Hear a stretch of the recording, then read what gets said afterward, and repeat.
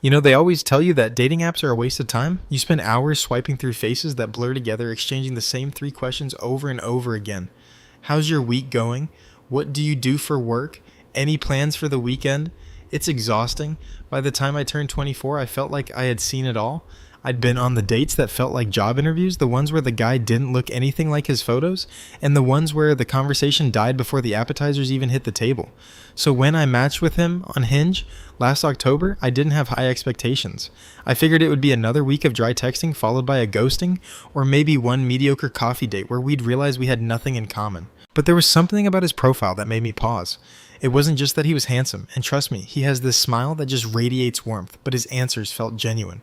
They weren't the typical copy-paste jokes most guys use. When we started messaging, the rhythm was different. It wasn't a struggle to keep the conversation alive. It was like we were already in the middle of a long-running discussion and we're just catching up.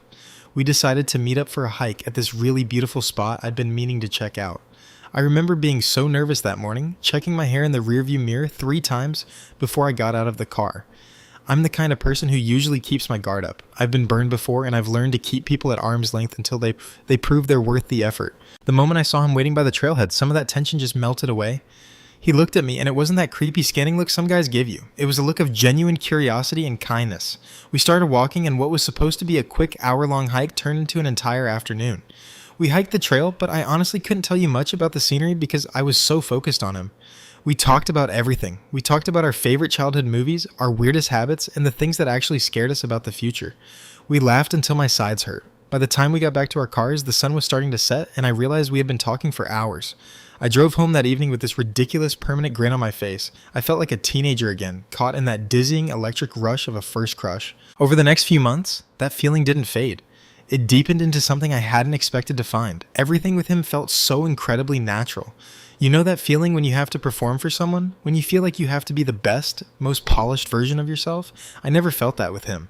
I could show up at his place after a 10-hour shift wearing baggy sweats, no makeup with my hair in a messy bun, and he would still look at me like I was the most beautiful woman he'd ever seen. He made me feel safe. For someone like me who has always struggled to let people in, that safety was everything. We would sit on his couch for hours just talking about our families and our goals. He's 27, 3 years older than me, and he has this quiet ambition that I find so attractive. He's hardworking, but he doesn't make it his entire personality. He's family-oriented, respectful, and he has this way of encouraging me to go after my own dreams. I'm currently studying, and there are days when the stress feels like too much, but he's always there reminding me of what I'm capable of. He makes me want to be a better version of myself, not because he demands it, but because his belief in me is so contagious. The turning point was about 4 months in. It was one of those quiet nights where we were just sitting close to the world outside, feeling a million miles away. We were in the middle of a conversation I don't even remember what about, and it just slipped out. I love you. The moment the words left my mouth, I felt a flash of panic, but then he said it back, and he kissed me. I've been kissed before, obviously, but this was different. It wasn't just physical. It was like this deep emotional anchor. It felt like coming home. In that moment, I knew he was special. I knew that what we had wasn't just a fleeting dating app success story. It was real. It was the kind of love people write songs about, the kind of love I had started to think didn't actually exist for me. But as happy as I was in my bubble with him, the reality of my life was always waiting for me back at home. I still live with my parents, and if you know anything about traditional immigrant households, you know that living at home doesn't mean you're a roommate. It means you're still a daughter under your father's roof. My dad immigrated here from Mexico years ago. He worked incredibly hard to give us the life we have, and I respect him so much for that. He's the backbone of our family. But he's also incredibly strict, especially when it comes to who I date. For as long as I can remember, my dad has had this protective, almost suffocating grip on my personal life. He's always wanted to know exactly who I was talking to. His rule was always that he had to meet them first, and he had to give his permission before things got serious. The problem is my dad's permission is almost impossible to get. Over the years, I've seen the pattern. I'd mention a guy I was interested in, and immediately my dad would start looking for the cracks. He'd find a reason to disqualify them before they even walked through the door. If they weren't ambitious enough by his standards, they were out. If they weren't from the right background, they were out. He has this deep-seated suspicion that every man I meet is secretly a villain waiting to take advantage of me. It's like he doesn't see me as a 24-year-old woman with a head on her shoulders. To him, I'm still a child who can't recognize a red flag, someone who needs to be shielded from the world. This has been the source of so much tension between us for years. I've spent so much time hiding parts of my life just to avoid the lectures, the judgment, and the inevitable "I told you so." For the first few months of seeing my boyfriend, I kept him a secret. I wanted to protect what we had. I didn't want my dad's negativity to touch the one part of my life that felt pure and happy. I would tell my parents I was out with friends or studying at the library. Every time I left the house to see him, I felt this heavy weight of guilt in my chest, but it was overshadowed by the fear of what my dad would say if he knew. I knew I couldn't keep it a secret forever, though. My boyfriend deserves better than being a secret, and I was tired of living a double life. I decided that I needed to be honest.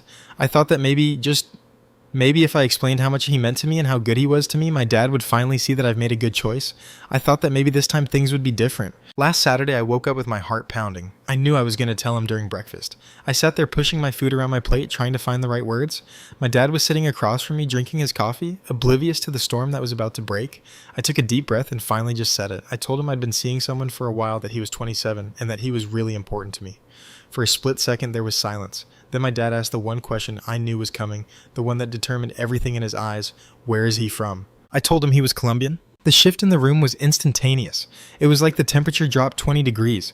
My dad didn't ask about his job, his character, or how he treated me. He didn't care that he was hardworking or that he made me feel safe. The moment he heard Colombian, he had already made up his mind. He slammed his coffee cup down and completely flipped out. He started shouting about stereotypes that belonged in a bad movie from 30 years ago. He told me that Colombian men are players, that they're lazy, and that they only care about partying and using women. He was saying all these horrible sweeping generalizations about a man he had never even met. He had crafted a whole narrative of who my boyfriend was based on nothing but prejudice. The air in the kitchen felt heavy, thick with a tension that made it hard to even draw a full breath. I sat there staring at my plate, watching the steam rise from my eggs as they went cold. My dad's voice was like a physical weight pressing down on me with every word he spat out. It wasn't just a disagreement, it was an execution of my happiness. He hadn't even seen a photo of my boyfriend. He didn't know his name, his profession, or the way he looked at me when he thought I wasn't looking. None of that mattered. To my father, the label Colombian was a conviction, a summary of a man's entire soul before he'd even had a chance to speak. He kept pacing the small space of the kitchen, his face flushed with a kind of anger that I had seen before, but never quite like this, never directed so pointedly at someone I loved. He started listing off every stereotype he could think of, his voice rising with every sentence. He told me that I was being naive, that I was being a typical girl who let a pretty face and some smooth words blind her to the reality of the world. He said that Colombian men were known for being unfaithful, for being players who would promise the world and then disappear the moment things got difficult. He called them lazy. He said they only cared about partying and that they had no respect for women or for family. It was as if he were reading from a script of every negative trope he had ever heard, and he was projecting all of it onto this person who in reality was the complete opposite. My boyfriend is the hardest working person I know. He's the kind of man who works long hours, who saves every penny, who treats his mother with the kind of reverence that tells you everything you need to know about his character. But to my dad, he wasn't a person, he was a category. The days following that breakfast were some of the longest of my life. The house, which had always been a place of relative comfort, suddenly felt like a prison. The silence was the worst part. My dad, who used to joke with me or ask about my day, barely looked at me. When he did speak, it was only to deliver some stinging, passive-aggressive comment. He started referring to my boyfriend as the poor, or the scum of the earth. Every time he said it, I felt a sharp jab in my chest. It was a physical pain, a literal heartache. I tried to defend him at first. I tried to tell my dad about how he was studying, how he had a stable job, how he treated me with more respect than anyone I had ever dated. But my dad didn't want to hear it. He would just cut me off, waving his hand as if to brush away my words like they were bothersome flies. "You don't know anything," he'd say. "You're young, you're being used. You'll see when it's too late." It wasn't just about him being Colombian, though. As the days went on and the arguments continued, the true depth of my father's prejudices started to surface in a way that truly horrified me. I had always known he was traditional, and I knew he had certain views on who was worthy of joining our family, but hearing him say it out loud was different. He told me quite plainly that there were certain people he would never accept. He said he would never allow a black partner in the family. He said that other Latin American countries were beneath us in some way he couldn't even logically explain. He told me that if I wanted his approval, I should find a white American man. He said it would better the race. He even said Asian Americans were acceptable, but only if they were American-born. Hearing those words come out of my father's mouth, a man who himself had immigrated to this country, who had faced his own share of struggles and discrimination, felt like a betrayal of everything I thought he stood for. He talked about complicating the family with other cultures as if we were some sort of pure, untouchable unit that would be ruined by the presence of anyone different. It was so incredibly ironic and sad. He was using the same kind of logic that people probably used against him when he first arrived in the US, yet he couldn't see the hypocrisy in it. He thought he was protecting me, but he was actually just building a wall between us that I wasn't sure could ever be torn down. I spent most of those evenings in my room texting my boyfriend and trying to hide the tears in my voice when we talked on the phone. I felt so incredibly guilty. Here was this man who had done nothing but love me, who had been my biggest cheerleader, and I was subjected to hearing his entire heritage insulted by the person I was supposed to respect most in the world. I didn't want to tell him everything my dad was saying because I didn't want him to feel the sting of that hatred. I wanted to protect him from the ugliness of my family dynamics, but I'm a terrible liar, and he could tell something was wrong. He could hear the way my voice caught when I tried to laugh, the way I would go quiet when he asked how my day at home was. Eventually I had to tell him. We met up in a park far away from my neighborhood where I didn't have to worry about anyone seeing us. We sat on a bench and I just let it all out. I told him about the breakfast, about the stereotypes, about the things my dad had said about his culture. I felt so ashamed. I kept apologizing, telling him that I didn't feel that way, that I saw him for who he truly was. I expected him to be angry. I expected him to be insulted, maybe even to tell me that it wasn't worth the drama and that we should just end things right there. But he didn't. He just sat there listening, holding my hand so tightly I could feel his pulse. When I finally finished talking, he didn't raise his voice. He didn't say anything bad about my dad. He just looked at me with those kind eyes and said, "I'm so sorry you're going through this." He told me that he cared about me more than he cared about what some man who didn't know him thought. He told me he was willing to do whatever it took to make things work, whether that meant waiting, trying to meet my dad, or just being there for me while I figured out what to do. He was so incredibly steady, and it only made me love him more. It made the situation even more painful, though, because it highlighted exactly what my dad was missing. He was judging a man who had more grace and maturity in his little finger than most people have in their entire bodies. The tension at home finally reached a breaking point a few days ago. I had come home a little later than usual, and my dad was waiting for me in the living room. The lights were low, and the air was thick with that familiar, suffocating dread. He didn't even wait for me to take off my coat before he started. This wasn't just a lecture anymore, it was a confrontation. He told me he was tired of the disrespect. He said that by continuing to see this man, I was spitting in the face of everything he had worked for. He told me that he had built this life for me so that I could have the best and that I was throwing it away on trash. And then he said it.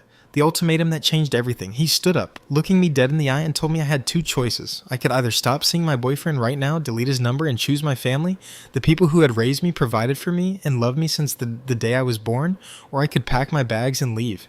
He reminded me in a voice that was cold and final that it was his house and his rules.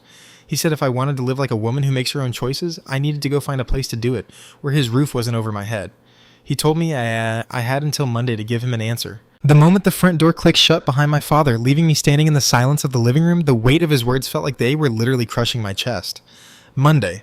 I had until Monday to decide the rest of my life. It sounds dramatic, I know, but when you're 24 and you've lived under the same roof your entire life, the idea of being cast out feels less like a move and more like an exile. I walked up the stairs to my room, every step feeling heavier than the last. I sat on the edge of my bed and looked around at the walls I'd lived within since I was a little girl. My childhood trophies were still on the shelf. My high school graduation photo was tucked into the corner of my mirror. This room was my sanctuary, the only place in the world where I felt I could truly breathe, and now it felt like I was already a ghost in it. I didn't sleep that night. I just laid there staring at the shadows on the ceiling, playing back every memory I had of my father. That's the thing people don't realize about situations like this. It would be so much easier if he were just a villain. If he were a monster who had never cared for me, I could have packed my bags and left without a second thought. But he wasn't a monster. He was the man who worked double shifts at a construction site for 20 years so I could have the best education. He was the man who stayed up late helping me with my math homework when I was 10, even though he was exhausted and his English wasn't perfect. He was the man who took me to get ice cream every time I had a bad day at school. I loved him. I respected him. And that love was exactly what made his ultimatum feel like a knife in the heart. How could someone who loved me so much also be so willing to throw me away over a prejudice he couldn't even justify? Saturday morning arrived with a cold gray light. The house was unnervingly quiet. Usually Saturday mornings were filled with the smell of breakfast and the sound of the radio playing Spanish news, but today there was nothing. I avoided the kitchen until I was sure my father had gone out to run errands. When I finally went downstairs, I found my mother sitting at the table, staring into a cup of lukewarm coffee. She didn't look up when I walked in, but I could see the redness in her eyes. She had been crying. My mom has always been the bridge between me and my dad, the one who smooths things over when we clash, but this time she looked defeated. "Mija," she whispered, her voice cracking, "why can't you just listen to him, just for a little while? Just tell him what he wants to hear, so things can go back to normal." "Because it's not right, Mom," I said, my voice trembling. "He's judging someone he doesn't even know. He's calling him scum just because of where his parents were born. How can you sit there and be okay with that? Didn't people say things like that about Dad when he first got here?" She finally looked at me, and I saw a flicker of that same exhaustion I felt. "Your father thinks he is protecting you. He thinks he's keeping you from making a mistake that will ruin your life. He's stubborn, you know this. He doesn't see it as hate. He sees it as a shield." It's not a shield, Mom, I countered. It's a cage, and if I stay in it, I'm telling him that his hate is more important than my happiness. I love him, but I can't live like this. I'm 24 years old. I'm a grown woman. She didn't have an answer for that. She just went back to staring at her coffee, and I realized then that I was truly on my own. My mother wouldn't stop him. She wouldn't stand up for me if it meant standing against him. The traditional dynamic was too strong. His word was law, and she was just as much a subject of it as I was. I spent the rest of the day in a daze. I eventually called my boyfriend, and I could barely get the words out. I told him about the ultimatum. I told him about Monday. There was a long silence on the other end of the line, and for a second I thought he was going to tell me it was too much, that he couldn't be the reason I lost my family. But then I heard him take a deep breath. "I'm coming to get you," he said. "Let's just go for a drive. We need to talk about this." An hour later, I was in his car, and we were driving toward the coast. He didn't say much at first. He just held my hand, his thumb stroking my knuckles in that way he always does when he knows I'm anxious. We parked by the water, watching the waves crash against the rocks. The sun was starting to set, painting the sky in shades of bruised purple and orange. "I don't want to be the reason you lose your parents," he said finally, his voice low and steady. "I love you, I really do, but I know what family means, especially in our culture. If you choose me and they never speak to you again, I don't know if I can live with the guilt of that. I don't want you to look at me in 5 years and see the person who took your father away from you. You're not the one taking him away," I told him, turning in my seat to face him. "He's the one pushing me away. He's the one who gave me the choice. If I break up with you to please him, I'm not just losing you, I'm losing myself. I'm telling him that he owns me. I'm telling him that I don't have the right to my own heart. If I stay and do what he says, I'll spend the rest of my life wondering what if. I'll spend the rest of my life resenting him every time I see his face." He looked at me for a long time, searching my eyes for any sign of doubt. "Are you sure this isn't just a move to a new apartment? This is a total break. Are you ready for that? Do you even have a place to go?" "I don't know." I admitted, the fear finally bubbling up to the surface. "I have some savings, not a lot, but some. I have my car. I could probably stay with a friend for a week or two while I look for a room to rent. It's terrifying, honestly. I've never been truly on my own. But staying here feels like I'm dying a little bit every day." He squeezed my hand. "You won't be on your own. My sister has a spare room in her apartment. She's already said you can stay there as long as you need to. And I'm here, whatever you need, whether it's moving boxes or help with a deposit or just someone to hold you while you cry. I'm not going anywhere. I'm in this for the long haul. I want you to know that before you make your decision, I'm not just some guy you're dating. I'm someone who wants to build a life with you." Hearing him say that made me burst into tears. It was exactly what I needed to hear, and yet it made the situation even more tragic. Here was this scum of the earth my father spoke of, offering me more grace, more support, and more unconditional love than my own flesh and blood was currently willing to give. How could my dad be so blind? How could he be so incredibly wrong about someone? The drive back home was silent. I felt like a soldier returning to the trenches after a brief ceasefire. When he dropped me off, he kissed my forehead and reminded me that he was just a phone call away. I walked into the house, and the atmosphere was even more suffocating than before. My dad was in the living room watching TV, but I could tell he wasn't really watching it. He didn't look at me when I walked by. The clock on the wall seemed to be ticking louder than usual, counting down the hours until Monday morning. I went to my room and pulled my suitcase out from under the bed. I didn't start packing yet, but I just looked at it. It was a small carry-on bag, and I realized how much of my life I would have to leave behind if I chose to walk out that door. My books, my winter clothes, the little mementos from my childhood, I couldn't take it all. I would have to choose what mattered most. And as I sat there looking at that empty suitcase, I realized the choice wasn't just between a guy and my dad. It was a choice between the past and the future. Sunday morning arrived with a stillness that felt more like a threat than a day of rest. Usually Sundays in our house were loud and vibrant. My mom would be in the kitchen by 8, the rhythmic thumping of a wooden spoon against a bowl providing the soundtrack to the morning. My dad would have the radio on, listening to the news or old ranchera music, his voice occasionally humming along. There would be the smell of chorizo and coffee, and eventually we'd all pile into the car for church. But today the silence was absolute. It felt like the house itself was holding its breath, waiting for the clock to run out. I stayed in bed as long as I could, staring at the sunlight as it crawled across my floor.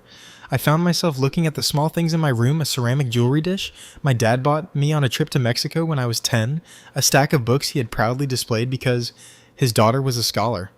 Every object felt like a tether, a physical cord tying me to this house, and the man who built it.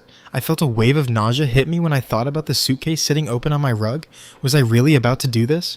Was I really about to walk away from the only home I had ever known for a man I'd only known for 6 months? That was the question that kept looping in my head. 6 months. In the grand scheme of a lifetime, 6 months is a blink of an eye. My dad had been my father for 24 years. He had carried me on his shoulders, taught me how to drive, and worked himself to the bone to make sure I never went hungry. The guilt was a physical weight, a cold stone in my stomach. I felt like an ungrateful daughter. I felt like I was betraying the very person who had sacrificed everything for me. But then I thought about the way he looked at me during breakfast. I thought about the words scum and trash. I thought about the way he had reduced the man I loved to a caricature based on nothing but the place of his birth. If I stayed, I wasn't just staying out of love. I was staying out of fear. I was staying because I was being bullied into submission. And if I let him win this time, when would it end? If I broke up with this guy, would the next one be good enough, or the one after that? Or would I find myself 35 years old, still living under my father's roof, still waiting for his permission to live my own life? The more I thought about it, the more I realized that this wasn't just about my boyfriend. It was about my dignity. It was about whether I was a person with my own agency or just an extension of my father's will. Around noon, I heard a soft knock on my door. It was my mother. She came in and sat on the edge of my bed, her eyes red-rimmed. She didn't say anything at first. She just reached out and smoothed the stray hair away from my face. "I talked to him again," she whispered. "I told him he was being too hard. I told him he was going to lose you." "And what did he say?" I asked, my heart hammering against my ribs. She looked down at her hands. "He said that if you leave, you were never truly his daughter to begin with. He said that a real daughter would respect her father's wisdom." I felt a sharp, cold snap inside me. That was it. That was the final thread breaking. To him, my status as a daughter was conditional. It wasn't based on the 24 years of love and memories we shared. It was based on my obedience. If I didn't obey, I was nothing to him. The realization was devastating, but it was also incredibly clarifying. "I'm packing, Mom," I said, my voice surprisingly steady. She let out a small, broken sob and pulled me into a hug. We sat there for a long time just holding each other. She didn't try to talk me out of it anymore. I think in a way she envied me. She had spent her entire life following his rules, silencing her own opinions to keep the peace. She knew what it was like to live in the shadow of his temper, and I think she realized that if I didn't leave now, I would end up just like her, loving him.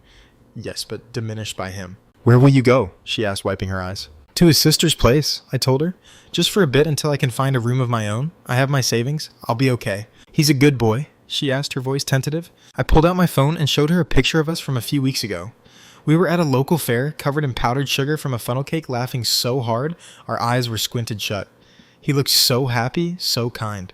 My mom looked at the photo for a long time. "He has a good face," she said softly. "He looks like he cares for you." "He does, Mom. He really does. He's everything Dad thinks he isn't." I spent the rest of Sunday afternoon carefully choosing what to take. It's a strange exercise deciding what parts of your life fit into 2 suitcases and a backpack. I packed my textbooks first. My education was my ticket to independence, and I wasn't going to let that slip. Then came the essentials, clothes, my laptop, my documents.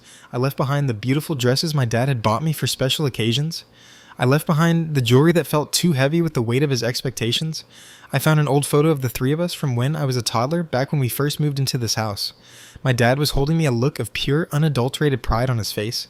I hesitated for a second, then tucked it into the side pocket of my bag.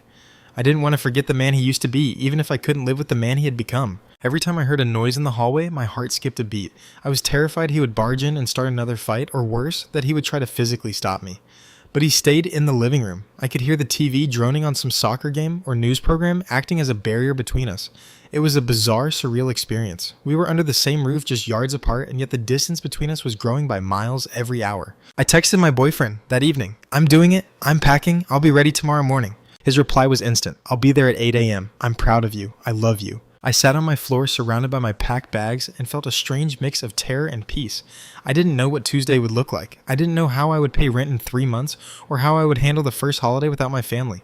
I didn't know if my dad would ever speak to me again.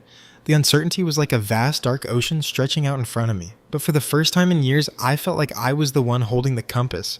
I wasn't just following a path someone else had cleared for me. I was stepping off the trail entirely. That night I didn't dream. I just existed in a heavy, dreamless state of exhaustion. When my alarm went off at 6:30 a.m. on Monday, I didn't feel the usual Monday morning dread. I felt a cold, sharp focus. Today was the day. I got dressed, brushed my hair, and took one last look around my room. It looked so empty, so devoid of the life I had breathed into it for over a decade. It was just a room now, 4 walls and a ceiling. I hauled my suitcases to the top of the stairs. My mom was already there waiting in the hallway. She looked like she hadn't slept at all. She helped me carry the bags down her movements, slow and heavy. When we got to the bottom, I saw my father. He was sitting at the kitchen table just like he had been on that Saturday morning when everything fell apart. He had his coffee in front of him, but he wasn't drinking it. He was just staring straight ahead. I walked into the kitchen, my heart in my throat. I wanted to say something. I wanted to tell him I loved him one last time. I wanted to ask him one final time why he was doing this. But as I looked at him, I saw the set of his jaw, the coldness in his eyes.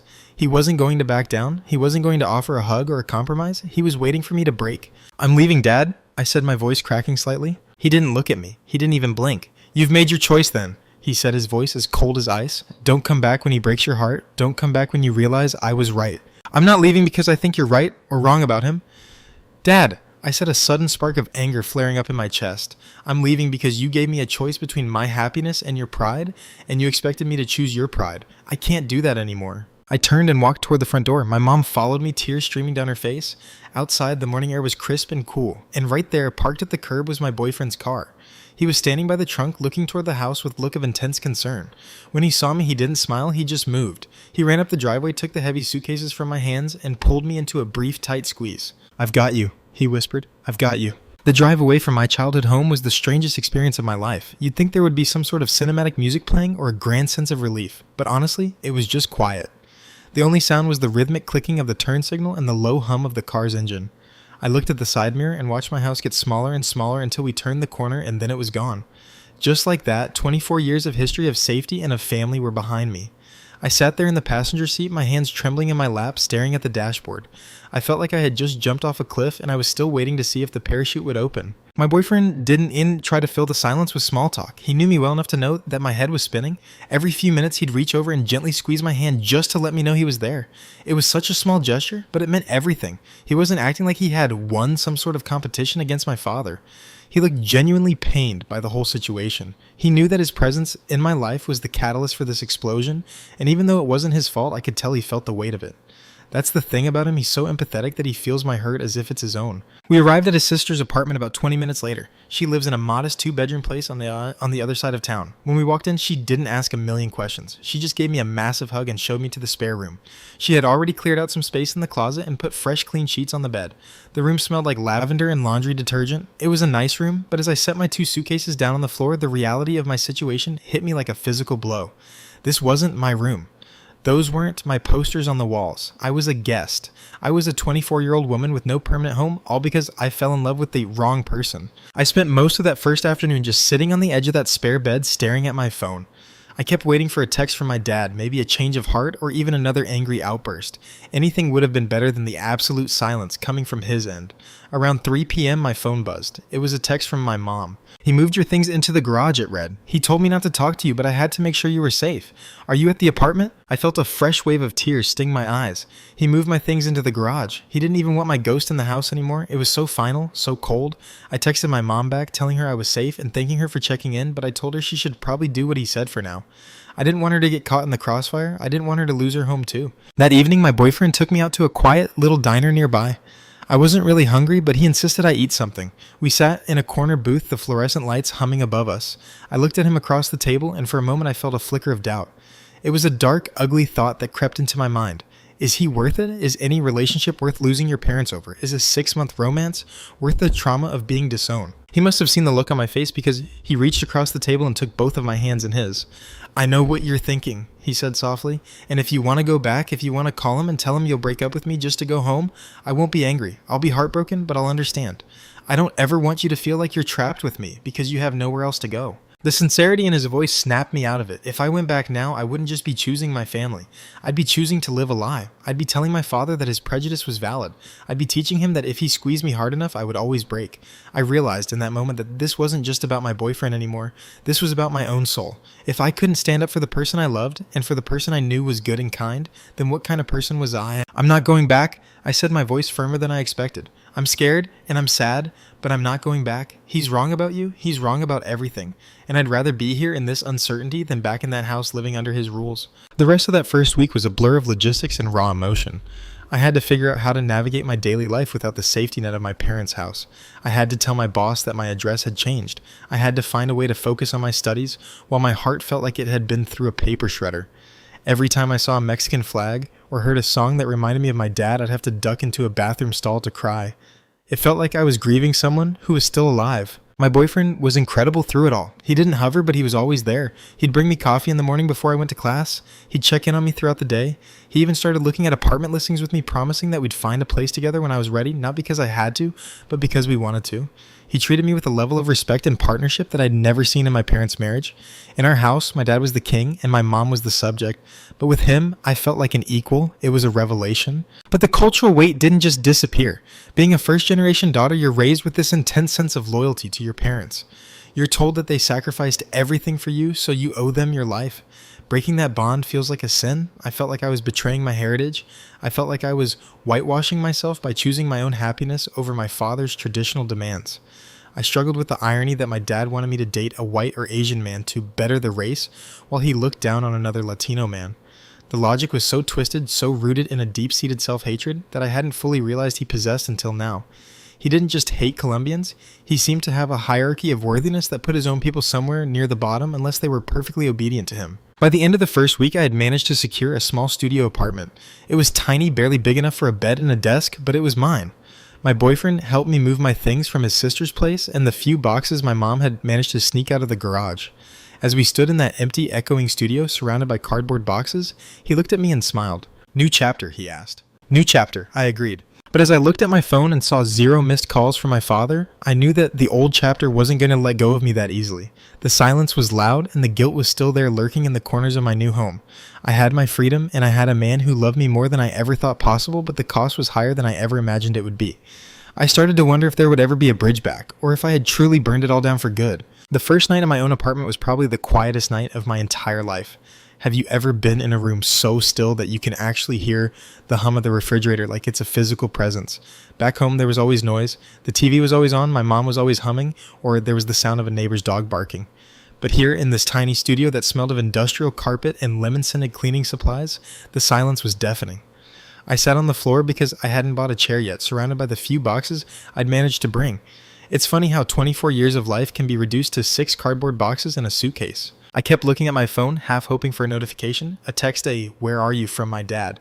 But there was nothing. It was like I had simply ceased to exist in his world.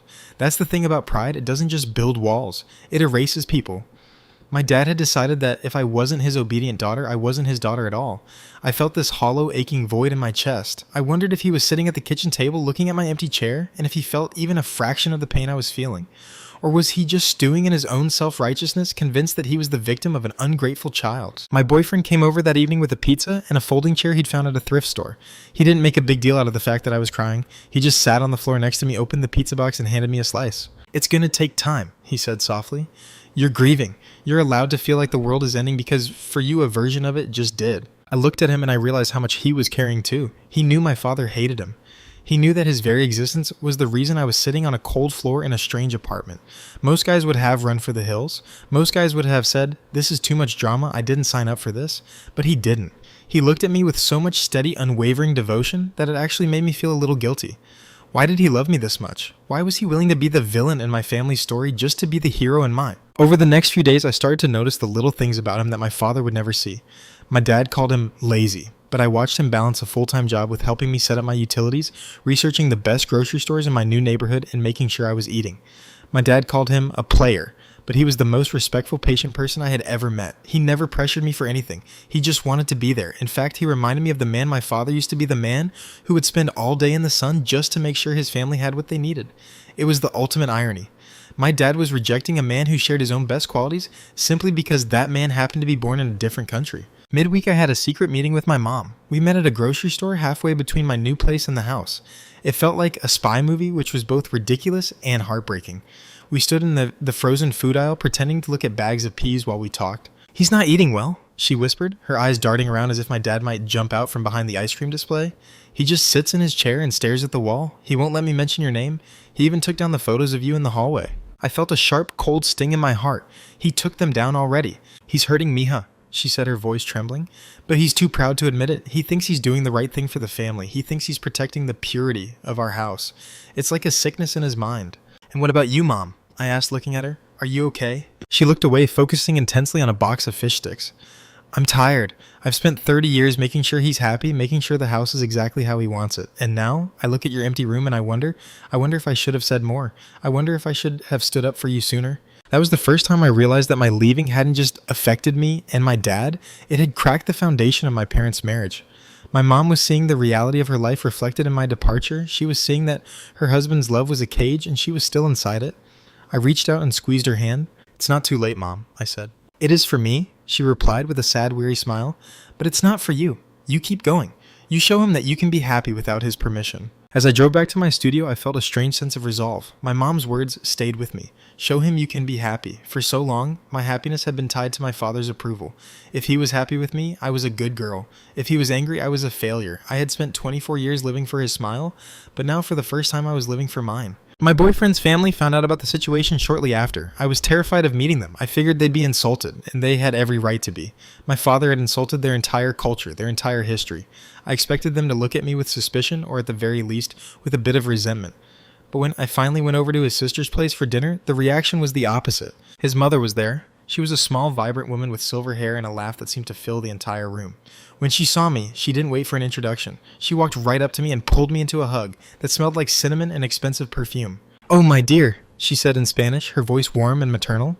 "My son told us everything. I am so sorry. Family should be a sanctuary, not a prison." I started to cry right there in her living room. I felt so ashamed of my father's words, so embarrassed by the hate he had projected onto these people who were doing nothing but opening their arms to me. I tried to apologize to tell them that I didn't feel that way, but his mother just shushed me. "You don't apologize for another man's heart," she said firmly. "You are not your father. You are the woman my son loves, and in this house that makes you family.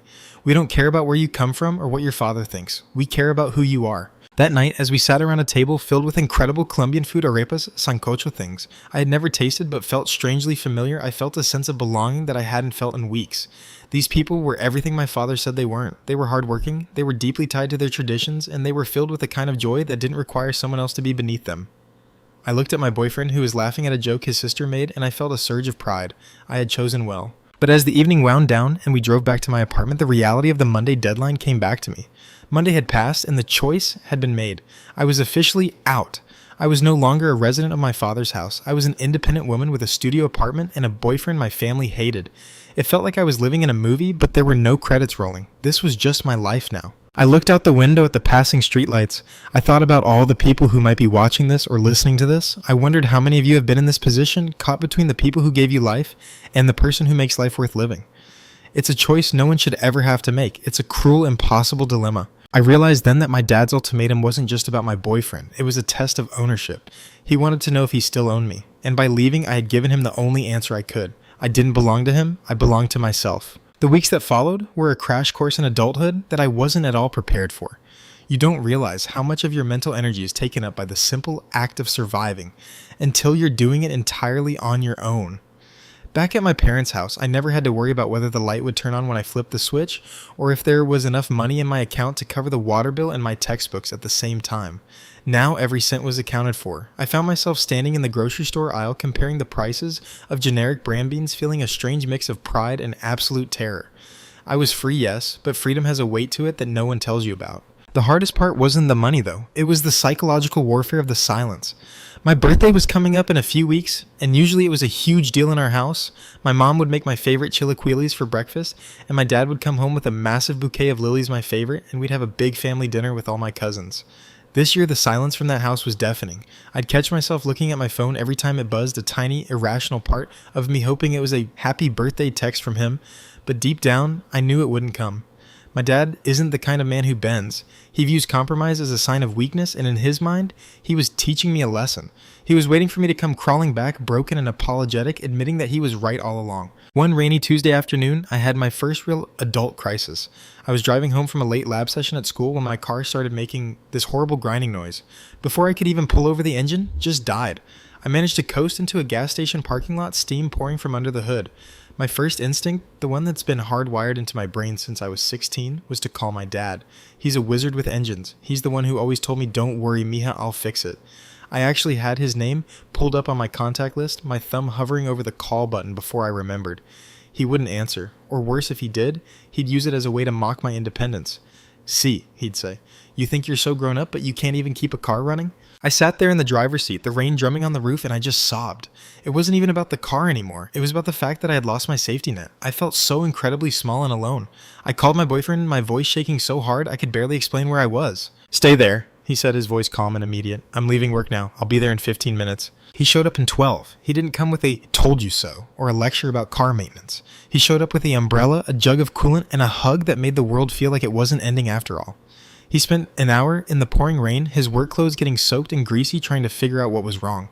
When he realized it was a blown head gasket, something he couldn't fix in a parking lot, he didn't panic. He called a tow truck, paid for it before I could even get my wallet out, and drove me home. I'll pay you back, I told him as we sat in my apartment, later him wrapped in a towel while his clothes tumbled in my tiny dryer. I promise as soon as my next paycheck hits. Stop, he said, taking my hand. We're a team. You don't pay back a teammate for helping them off the ground. Your dad used to do these things for you to show his love, right? Well, I'm doing them for the same reason. You aren't alone in this. That night as I watched him sleep on my small sofa, I felt a profound sense of clarity. My dad's biggest criticism of this man was that he was lazy and didn't care about family. Yet here he was sacrificing his time, his money, and his own comfort to take care of me simply because he loved me. He was doing exactly what a good man is supposed to do, but because he was Colombian, my dad refused to see it. It made me realize that my father's prejudice wasn't just hurting me and my boyfriend. It was robbing my father of a really good son-in-law. It was robbing him of the chance to see his daughter truly happy and supported. As my birthday approached, the tension with my family reached a strange, quiet peak. My mom had been sneaking over to my apartment once a week, usually when she knew my dad was at work or at the hardware store. She'd bring me Tupperware containers full of her home-cooked food, enchiladas, rice beans, and we'd sit on my floor and eat together. She told me that the house felt like a tomb. She said my dad had become even more withdrawn, spending all his time in the garage working on projects he didn't need to finish just to avoid being inside. He's waiting for Monday, she told me one afternoon, referring to the day I left. Every Monday he gets even grumpier. I think he thinks that every week that passes is a week you're winning, and he's losing. He doesn't see it as a family falling apart, he sees it as a battle of wills. It doesn't have to be a battle, Mom, I said, feeling that familiar frustration. He could just call me. He could just say he was wrong or even just say he misses me. I'd go over there in a heartbeat if he'd just treat me like an adult. He doesn't know how, she sighed. In his world, the father is always right. If he admits he was wrong about your boyfriend, he feels like he's losing his authority over everything else. He's scared me, huh? He's scared that if he lets go of his rules, he'll lose his place in the world. The week of my birthday, something happened that I never expected. I was walking out of my apartment to head to class when I saw a familiar truck parked across the street. It was my dad's. My heart leaped into my throat. Was he here to apologize? Was he here to tell me to come home? I stood there frozen on the sidewalk watching the driver's side window. After a minute, the window rolled down just a few inches. I could see the brim of his work hat and the side of his face. He didn't get out. He didn't wave. He just sat there for a long moment looking at the building where I lived. I started to walk toward the truck, my hand raised in a tentative wave. But as soon as he saw me moving toward him, he put the truck in gear and drove away. He didn't speed off. He just slowly rolled down the street and turned the corner, leaving me standing there in the morning sun feeling more confused than ever. Was that his version of a visit? Was he checking to see if I was still alive? Or was he just surveying the enemy territory? I told my boyfriend about it that night. I expected him to be annoyed after all my dad had been nothing but cruel to him, but he just looked thoughtful. He's curious, he said. He wants to know how you're doing, but his pride won't let him ask. It's a start, I guess. It feels like a game, I said, burying my face in my hands. A really sad, lonely game. Maybe, he said, but at least he knows where you are. He knows you're still standing. He's seeing that the player and the scum hasn't ruined your life yet. Every day you're happy and successful is a day that proves him wrong. Eventually, the reality of who you are and who we are will have to outweigh the stories he's told himself, or it won't. But either way, you're living your life. I realized then that this is the hardest part of growing up, especially in a family like mine. It's the realization that you can love your parents and still have to protect yourself from them. You can respect their sacrifices and still reject their prejudices. It's a messy, painful balancing act, and there are days when I feel like I'm failing at it. But then I look at the man sitting next to me, the man who stayed in the rain to fix my car, the man who makes me laugh when I want to scream, and I know I made the right choice. If you were in my shoes, would you keep reaching out to someone who chose their pride over you? Or would you wait for them to make the first move? It's a question I ask myself every single morning. I'd love to hear your thoughts in the comments. Have any of you had to choose between your family's expectations and your own heart? How did you handle the guilt? Let's talk about it, and if you want to hear more stories about navigating life, love, and difficult families, don't forget to subscribe. The silence is hard, but living a lie would have been harder. The image of my father's truck pulling away from my apartment stayed with me for days, looping like a low-resolution security tape in the back of my mind. It was a haunting, quiet moment that felt more like a haunting than a visit. I kept dissecting it. Why did he come? Was he checking to see if I was living in a hovel, hoping that misery would drive me back to his doorstep? Or was there a flicker of genuine paternal worry buried under all that stubborn granite? I wanted to believe it was the latter, but the way he sped off the moment our eyes met told a different story. It was a story of a man who was still at war with himself, and unfortunately I was the casualty of that war. My birthday finally arrived, and it was a day of profound contrasts. I woke up in my tiny studio, the sun hitting the boxes I still hadn't fully unpacked, and the first thing I felt was a hollow ache. For 24 years, this day had belonged to my family. It was the one day where my father would soften where the rules were a little looser, and where the house felt like a fortress of love. This morning there was no smell of chorizo, no radio playing, and no heavy footsteps in the hallway. I sat on my bed and checked my phone. There were texts from my friends, a sweet paragraph from my boyfriend, and a cautious, "Happy birthday, Mija, I love you," from my mother. But from the man who used to call me his princess, there was nothing but a void. My boyfriend, sensing the fragility of my mood, had planned a day that was the complete opposite of what I was used to. He took me to a small, vibrant Colombian bakery for breakfast. It was a place filled with the smell of fresh pan de bono and the sound of fast melodic Spanish, a dialect different from the one I grew up with, but just as warm. As I sat there tearing into a warm cheese bread, I realized how much I had been conditioned to fear this culture. My father had painted a picture of these people as dangerous, lazy, and superficial. But as I looked around, I saw families laughing, old men playing dominoes, and a community that felt incredibly tight-knit and welcoming. "I know it's not the same as being home," my boyfriend said, reaching across the table to take my hand, "but I wanted you to see that there's a whole world of family out here. You didn't lose your heritage, you just expanded it." His words made me tear up right there in the middle of the bakery. It was the first time I felt like I wasn't an exile, but an explorer. We spent the rest of the day doing things that my father would have never approved of, not because they were bad, but because they were independent. We went to a museum, walked through a botanical garden, and talked about the future without looking over our shoulders. For the first time, I wasn't checking the time to make sure I wasn't late for a curfew. I wasn't rehearsing a story to tell my dad to explain where I had been. I was just me. But the peace was shattered that evening. We were back at my apartment getting ready to go out for a nice dinner when my phone started ringing. It was a number I didn't recognize, but the area code was local. I answered it thinking it might be the tow truck company or a bill collector. "Hello?" I said. There was a long silence on the other end. I could hear heavy breathing and the faint sound of a television in the background, the distinct chime of the nightly news that my father watched religiously. My heart stopped. "Dad," I whispered. "You're 25 today," he said. His voice was raspy, sounding older than I remembered. There was no happy birthday, no how are you, just a statement of fact delivered like a cold verdict. "Yes, Dad, I am." "Your mother is crying in the kitchen," he continued, his tone shifting into that familiar low growl of accusation. "She hasn't stopped for 3 days. You see what you're doing to this family? You see the pain you're causing because you want to play house with that man. You're selfish. You always have been." The sting of his words was immediate, but instead of the usual crushing guilt, I felt a sudden hot spark of indignation. "I'm not doing anything to this family, Dad. You are. You gave me an ultimatum. You told me to leave. I'm just doing what you told me to do. I'm living the life you forced me to start." "Don't you talk to me about force," he snapped. "I brought you into this world. I gave you everything, and you throw it in my face for a criminal, for a man who will leave you the moment a prettier face walks by. You have no shame." "He's not a criminal, Dad. He's a good man. He's a better man than you're being right now." The moment the words left my mouth, I regretted them. There was a sharp intake of breath on the other end, followed by a silence so heavy it felt like the line had gone dead. I waited, my heart pounding against my ribs like a trapped bird. "Don't ever call this house again," he said, his voice dropping to a whisper that was scarier than any shout. "You are dead to me. You are no longer my daughter. Go live with your people. Go see how they treat you when you have nothing left." Click. I stared at the phone for a long time after the line went silent. I felt cold, a deep, marrow-deep chill that started in my fingertips and spread through my whole body. "You are dead to me." He had actually said it. The words I had feared for years had finally been spoken, and the sky hadn't fallen. The walls of my apartment didn't crumble. The world kept spinning, but something inside me broke. It wasn't the kind of break that hurts. It was the kind of break that happens when a bone is finally set after being out of place for years. It was final. My boyfriend was standing in the doorway of the kitchenette, his face pale. He had heard enough to know what had happened. He didn't say a word. He just walked over and wrapped his arms around me, holding me so tightly I could barely breathe. I didn't cry at first. I just stood there, leaning into him, feeling the steady beat of his heart. "He's gone," I whispered into his chest. "He's really gone." "I'm here," he said. "I'm not going anywhere. I promise you, as long as I'm alive, you will never be alone." That night, we didn't go to dinner. We sat on the floor of my studio, eating leftover pizza, and talking until 3 in the morning. I told him everything, every fear I'd ever had about my dad, every time I'd felt like I wasn't enough, every moment I'd spent trying to earn a love that was clearly conditional.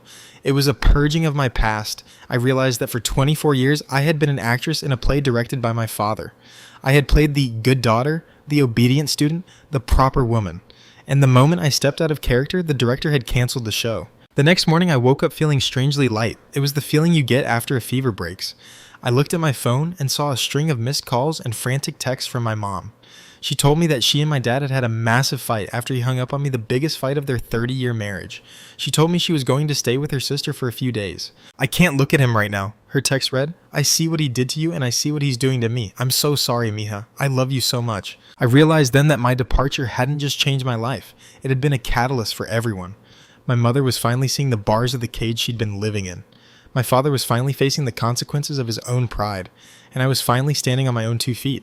I looked out the window of my studio at the city below. It was loud, messy, and unpredictable.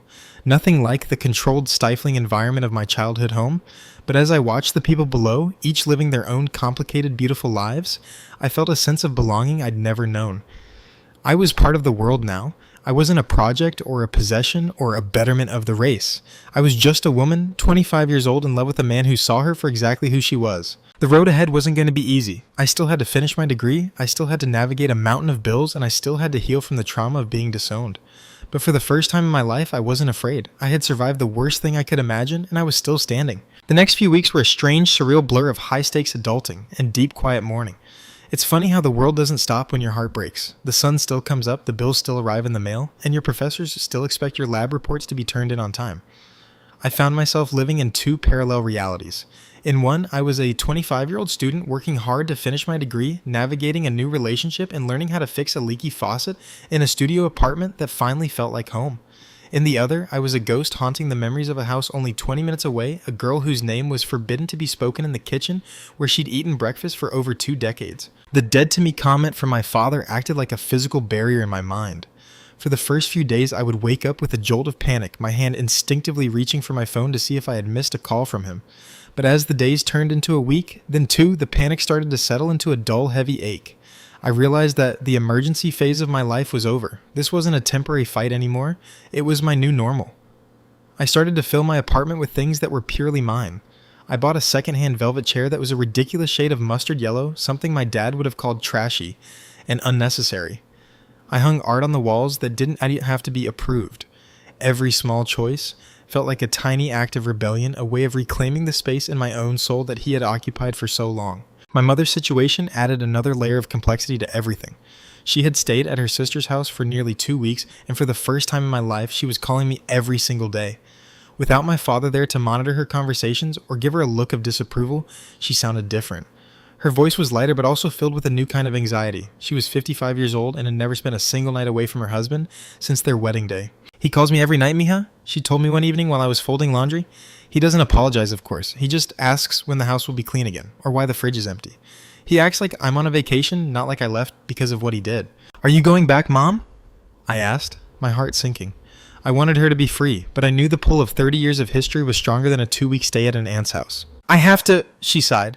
"He's a man who can't boil water for himself. But I told him that if I come back, I'm not hiding you anymore. I told him that if he wants me in that house, he has to accept that I will see my daughter whenever I want. He didn't say yes, but he didn't say no. He just went quiet. That's as close to a sorry as a man like your father will ever get."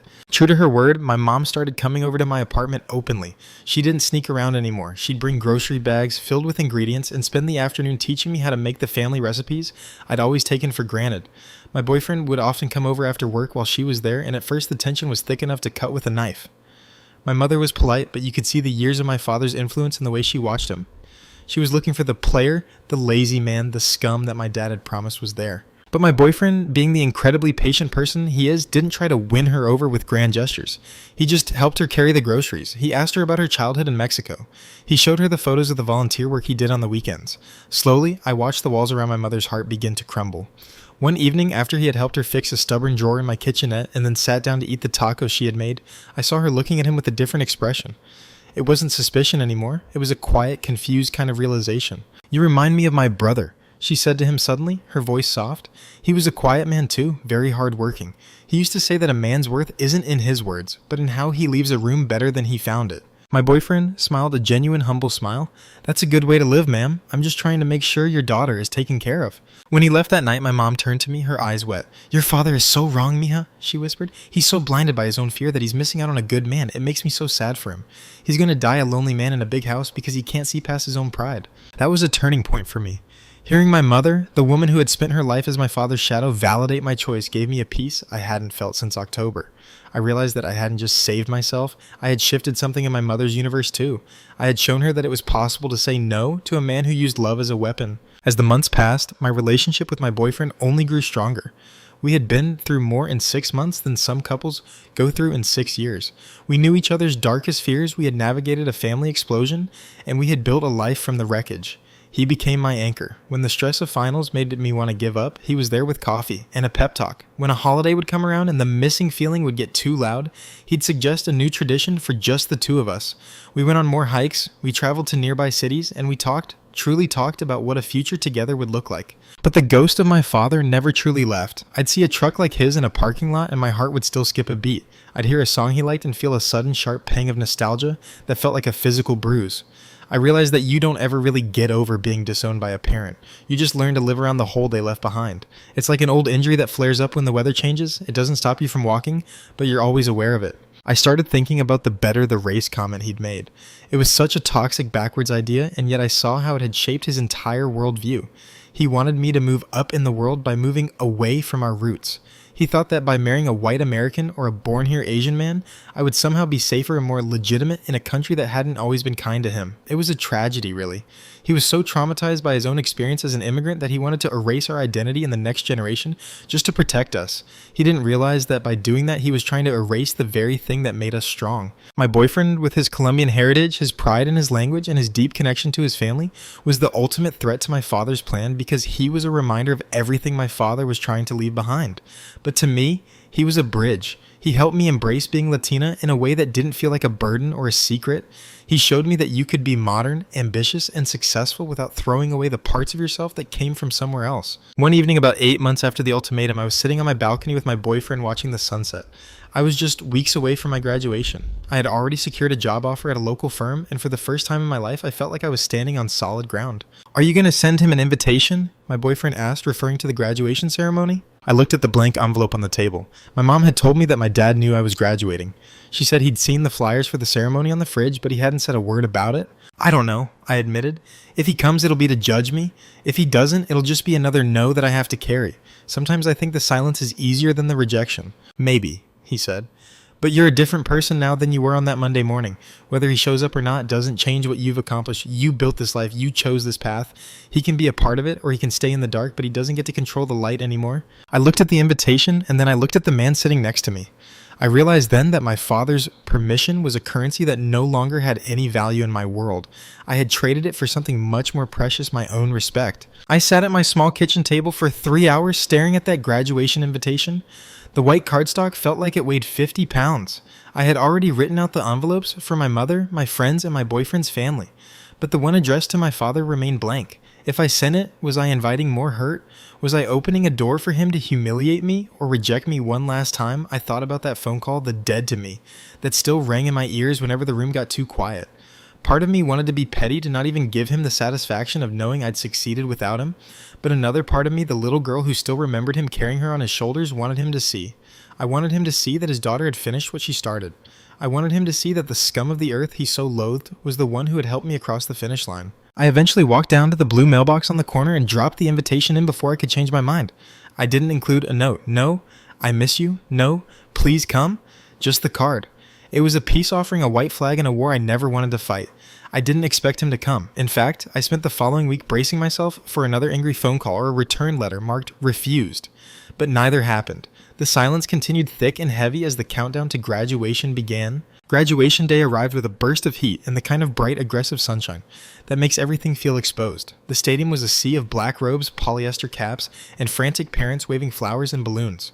I stood in the tunnel with my fellow graduates, my heart hammering against my ribs. I felt a strange mix of triumph and devastating grief. Every other student around me was scanning the stands for their families, pointing and waving with huge, unburdened smiles. I looked too, but I didn't know what I was looking for. My boyfriend was there, of course. His entire family had shown up early to get front row seats. They had brought a massive bouquet of lilies and a handmade banner with my name on it in glittery letters. My mom was sitting right next to them, looking beautiful in a bright yellow dress that made her look 10 years younger. She looked happy, but I could see her eyes constantly darting toward the stadium entrance, her posture stiffening every time a man in a work hat walked by. She was still hoping for a miracle. When my name was finally called and I walked across that stage, I didn't look at the deans or the cameras. I scanned the crowd. I looked for that one face, that one stubborn, familiar scowl that had governed my life for 24 years. I didn't see him. I shook the hand of the university president, took my diploma, and walked back to my seat, feeling a cold, familiar weight settle in my stomach. He wasn't there. He had chosen his pride over his only daughter's greatest achievement. The dead to me wasn't just a threat, it was a reality. After the ceremony, the stadium floor turned into a chaotic celebration of hugs and photos. My boyfriend found me first, lifting me off the ground in a hug that made my mortarboard cap fall off. "You did it," he whispered, his voice thick with emotion. "I knew you would." His mother was right behind him crying as she kissed my cheeks and told me I was una mujer fuerte, a strong woman. For a moment, surrounded by their warmth and their genuine pride, I felt okay. I felt like I had found a new family, one built on choice rather than blood and obedience. But then I saw my mother. She was standing a few yards away, looking over my shoulder with an expression of pure, unadulterated shock. I turned around, my heart leaping into my throat. About 50 yards away, leaning against the fence near the parking lot, was my father. He wasn't wearing a suit. He wasn't carrying flowers. He was in his work clothes, the same dusty jeans and stained shirt he wore to the construction site, his boots still covered in drywall dust. He was far enough away that he wasn't officially at the graduation, but he was there. He wasn't with the other parents. He was an outsider, a ghost on the perimeter of my life. Our eyes met across the distance. It felt like time stopped. In those few seconds, I saw a lifetime of conflict. I saw the pride he couldn't quite hide, the anger he wouldn't let go of, and the crushing loneliness of a man who had built a wall so high he could no longer see over it. He didn't come over, he didn't wave, he didn't smile. He just stood there watching me in my black gown and my honors cord, seeing the woman I had become in his absence. He gave a single slow, almost imperceptible nod. Then he turned around, got into his dusty truck, and drove away. That was the last time I saw him. It wasn't the cinematic reunion I might have dreamed of. There were no apologies, no tears of regret, no sudden acceptance of my boyfriend. But that nod, it was enough. It was his way of acknowledging that I had won. He saw that I was standing on my own 2 feet. He saw that the player and the scum hadn't ruined my life, but had actually supported me while I built it. He saw that the world hadn't ended because I disobeyed him. I realized then that I didn't need his words anymore. I had my own. I had my degree, I had my apartment, and I had a man who loved me with a depth that my father couldn't even comprehend. I had traded a life of conditional approval for a life of unconditional freedom. It was the most expensive trade I'd ever made, and it had cost me a father. But as I looked at my boyfriend and my mother standing together, I knew I had made the right choice. The bettering of the race that my father wanted wasn't about skin color or heritage. It was about character. It was about breaking the cycle of control and prejudice that had defined our family for generations. By choosing to be with a man who respected me regardless of his background, I was bettering the future. I was ensuring that my children would never have to choose between their hearts and their home. I look back on that Monday morning now, the day I walked out with my 2 suitcases, and I realized that was my real graduation. The ceremony at the stadium was just for the piece of paper. The ceremony on my driveway was for my soul. It was the day I stopped being a possession and started being a person. I know some of you watching this might be in a similar position. You might be facing an ultimatum from someone you love, or you might be carrying the weight of a family's expectations that don't fit the person you actually are. If you're at that crossroads, I want you to know that you are worth the struggle. Your happiness is not a betrayal of your family. It is a requirement for your life. Have you ever had to stand up to a parent's prejudice to follow your heart? How did you deal with the fallout, and was it worth it in the end? I would truly love to hear your experiences in the comments below. Let's support each other in these difficult choices. And if you found strength in my story today, please consider subscribing for more deep real-life narratives. The silence from my father still hurts sometimes, but the peace of mind I have now is louder. I am no longer a princess in a tower. I am the architect of my own life.